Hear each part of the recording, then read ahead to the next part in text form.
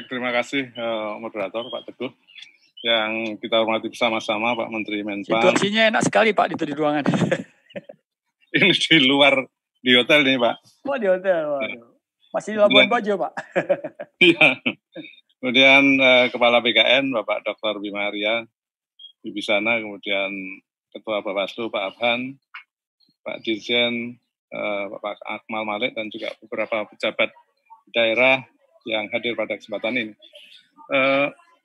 Saya tidak akan mengulang banyak, tetapi saya ingin fokus nanti beberapa hal. Jadi memang ada persoalan serius di dalam pelaksanaan pilkada yang kaitannya dengan bagaimana kehadiran ASN yang seringkali tidak netral dan bagaimana kemudian peran KSN di dalam mengawasi para ASN tersebut. Jadi kalau kita bicara secara teori, memang persoalan netralitas itu menjadi penting karena terkait dengan bagaimana menjaga profesionalisme teman-teman ASN. Jadi mereka diharapkan tidak berpihak, kemudian bebas dari pengaruh, dan seringkali disebut sebagai imparsial, tidak saja di dalam politik yang terkait dengan pilkada ini, tetapi juga dalam hal pelayanan publik, pengambilan kebijakan, dan juga manajemen ASN. Dan ini sudah diatur sangat jelas dalam pasal 2 huruf F Undang-Undang 5 tahun 2014. Nah, apa yang selama ini masih menjadi persoalan karena memang ada persoalan pemahaman paradigma yang keliru. Jadi masih ada yang menganggap bahwa posisi ASN itu dilematis di dalam pilkada ini. Maju kena, mundur kena, berpihak salah, dan kemudian diam juga salah. Padahal kalau kita lihat aturannya sudah sangat jelas dan sudah sepantasnya memang ASN itu harus netral agar lebih profesional.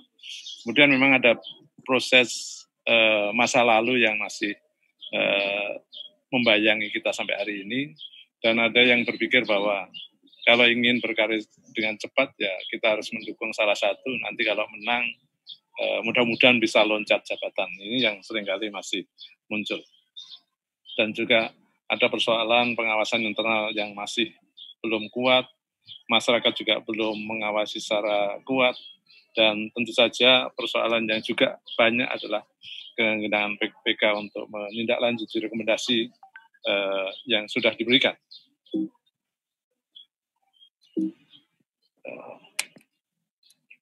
Nah, saya kira ini hal-hal yang terkait dengan netralitas yang sudah disebut tadi, tidak berpihak, bebas intervensi politik, melayani, adil, bebas konflik kepentingan, dan netral.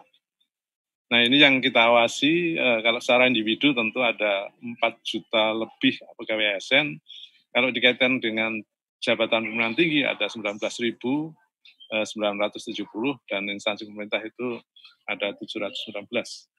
Ini yang pekerjaan besar yang tentu saja KSN tidak akan mampu sendirian, sehingga kami merasa perlu berkolaborasi dengan berbagai instansi, baik Bawaslu, Kemenpan, BKN, Kemendagri, dan sebagainya. Nah, ini pilkadanya 270 yang terdiri atas 9 provinsi, 34 kota, dan 224 kabupaten. Nah, ini data terakhir yang saya peroleh baru saja, yang masuk di KSN lewat Bawaslu itu ada 793. Dan dari situ sudah ada yang kami proses untuk diberikan rekomendasi untuk disanksi oleh BPK, yaitu 571, sekitar 72%, dan sisanya masih dalam proses verifikasi untuk memastikan ada evidence, ada bukti yang betul-betul menunjukkan kita netralan sehingga kami tidak salah di dalam memberikan rekomendasi.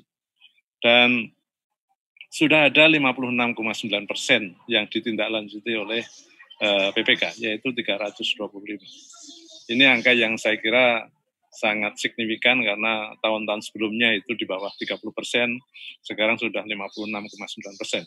Mudah-mudahan dalam sisa waktu sekian bulan penambahannya tidak terlalu banyak, tetapi mudah-mudahan tindak lanjut dari BPK itu semakin kuat, semakin banyak, sehingga menjadikan apa yang kita kerjakan di dalam menegakkan netralitas itu betul-betul efektif. Nah, saya ingin fokus saja bagaimana yang sudah kami lakukan untuk pertama mencegah, yaitu kami melakukan kampanye gerakan nasional netralitas ASN, baik secara virtual, kita 5 kali, fisik itu sekali waktu bulan Maret di Makassar.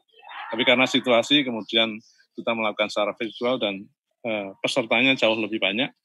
Kemudian juga kami melakukan sosialisasi SKB sebagai tindak lanjut apa yang sudah kita tanda tangi dengan 5 kementerian lembaga. Kami juga bekerjasama dengan Asosiasi Ilmu Administrasi Publik dengan membuat Jaga ASN, jaringan akademik untuk menjaga netralitas dari ASN. Di situ melibatkan berbagai kampus. Hari ini kami di Ngurah Rai, minggu depan kami di Universitas Sriwijaya, kemudian Unhas, Lambung Mangkurat, Universitas Diponegoro, UI, dan juga Universitas Cendrawasih. Dan masih banyak beberapa universitas yang ingin dilibatkan dalam kegiatan tersebut. Sekali lagi ini dalam rangka membangun kerjasama untuk bersama-sama berpartisipasi menjaga netralitas ASN.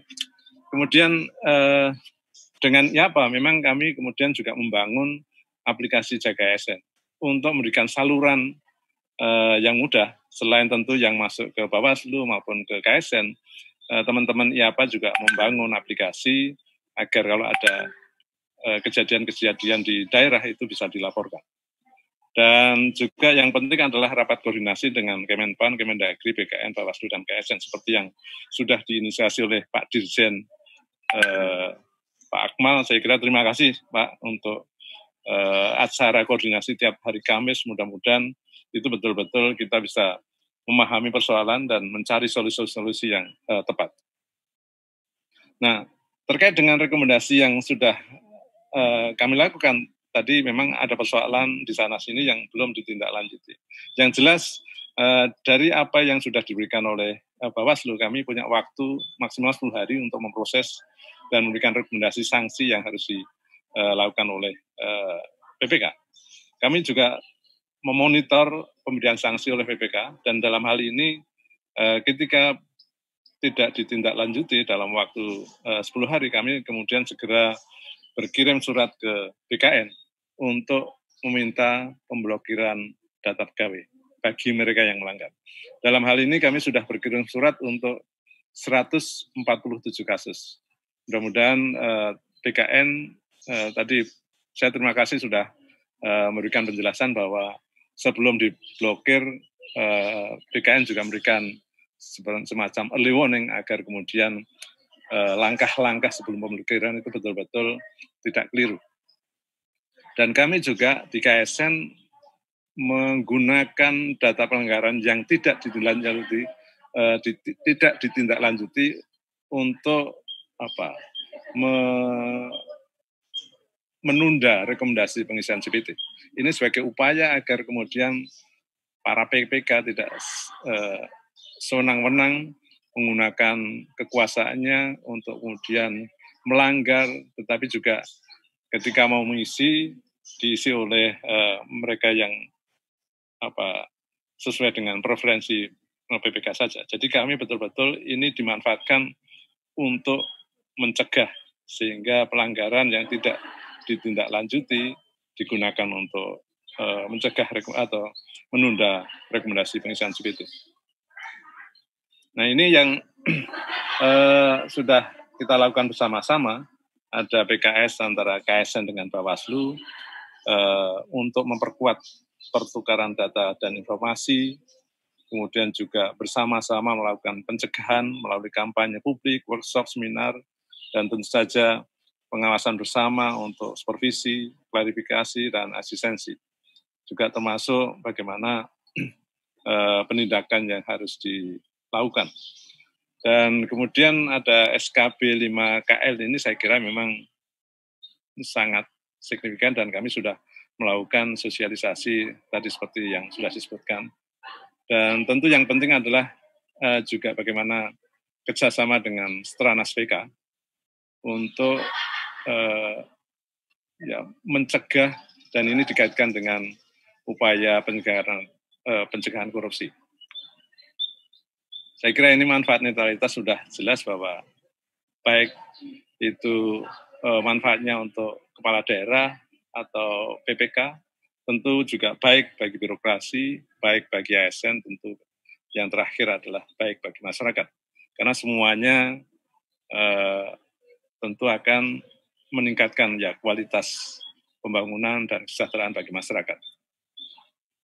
Nah, ini beberapa hal yang saya kira perlu direkomendasikan. Pertama adalah pastikan bahwa kita harus menyetop pelanggaran netralitas.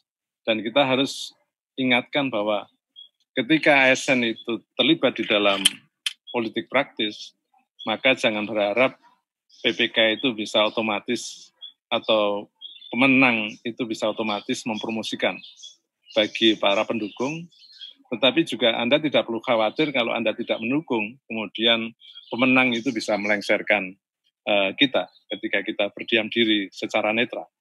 Ini sudah jelas aturannya, jadi mohon para ASN untuk berhenti ikut dukung-mendukung. Kemudian harus dipahami bahwa terkait dengan tadi, bahwa Undang-Undang ASN betul-betul sudah merubah paradigma di dalam manajemen ASN.